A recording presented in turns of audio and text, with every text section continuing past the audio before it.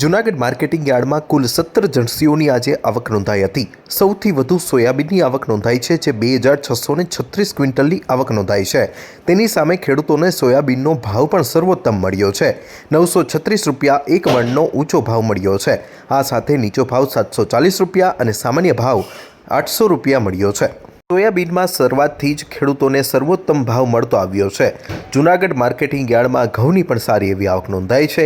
ઘઉંની 264 ક્વિન્ટલ આવક સામે એક મણનો ઊંચો ભાવ 619 રૂપિયા નોંધાયો છે।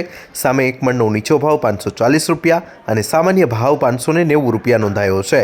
સામે ટુકડા ઘઉંની 120 ક્વિન્ટલ આવક સામે એક મણનો ઊંચો ભાવ 670 રૂપિયા નોંધાયો છે, જ્યારે એક મણનો નીચો ભાવ 550 રૂપિયા અને સામાન્ય ભાવ 580 રૂપિયા નોંધાયો છે।